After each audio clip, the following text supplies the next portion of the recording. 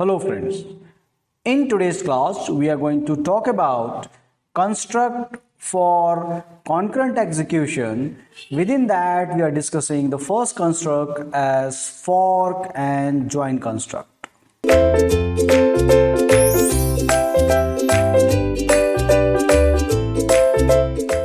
Welcome here, and we are discussing this fork and join construct.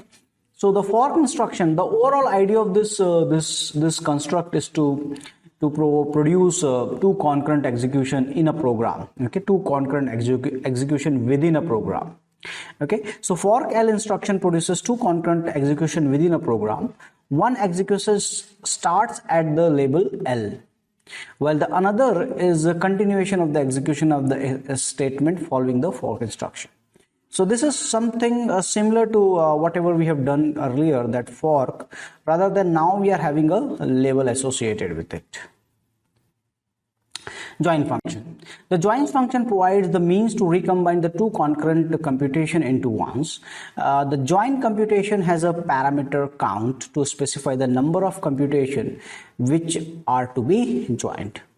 Okay, so join function is a function something like this, that suppose join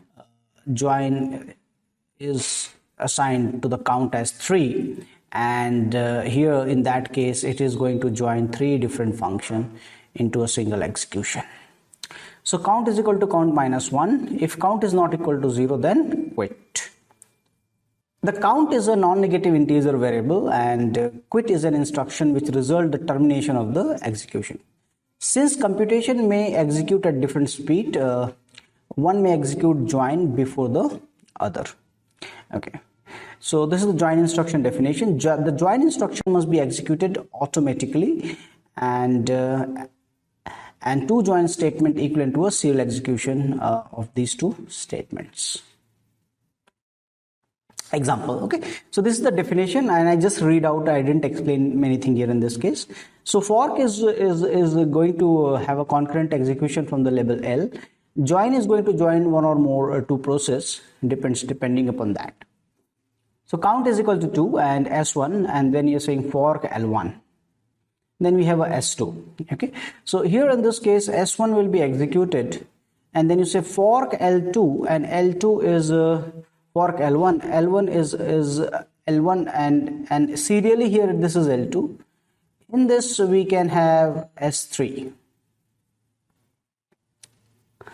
Okay, so now here S3 will be executed, and then it will execute the join count, and count is 2. So this will execute count is equal to count minus 1, and this S2 will go to L2, and then again it will execute the count statement.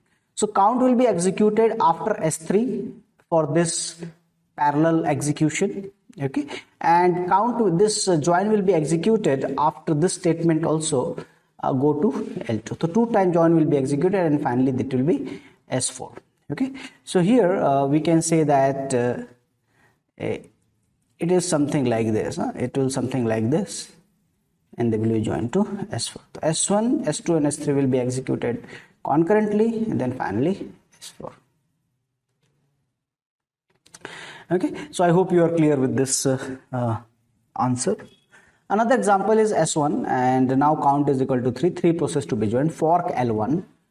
L1 is what? S3. Fine.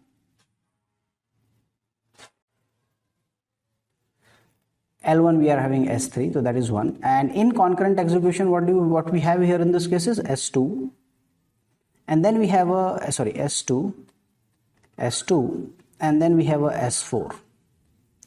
Okay, now S3 is after that we have a join statement, so this will be joined. In after S4 we have a fork again L2, and L2 is going to execute S6. Okay, and S4 we are going to execute S5. L1 is having S3. Okay, now so you have S5, S6 and S3. Okay, and S5, S6 and S3 is having this 3 statement over here, and now we are about to approach the join. So fork L1, after L1 we have a join statement, so there will be one count is equal to count minus 1. Then for after S6 we have a go to L3, and that is a one join statement. So there will be count is equal to count minus 1 again. And after S5 we have again go to L3, which is again join the count. That will make this, and this will be S7. So this is how this example 2 of this fork and join statement will look like. Okay, so this is your precedence graph of this concurrent execution. Okay, so as per the requirement, what we can do, we can use this fork and join statement. Example 3. Count is 3 and 3 concurrent process to be joined. S1 is there. Then there is a fork L1, go to L1, and it is saying fork L2. And then it is saying L3. Okay, so here fork L1, and then after that there is a S2. So I'll write here S2. Here it says fork L2, and L2 is having 4, and the fork L2 will be S4 will be parallel, and this S3 will be also parallel. Okay. Now after S2 what? After S2 go to L3.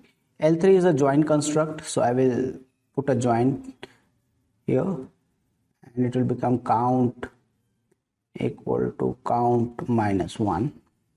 After S4 we have a go to L3, and that will again going to join the statement. And after S3 we have again go to L3, and that is also going to join statement. Okay, and that statement is your S5. Okay, so this is the construct, this is the example for fork and join example 3. Okay, so that's all for this discussion, and we are done with 3 examples, and I hope you understand that how to use the fork and join statement. Okay, so that's all. Thank you.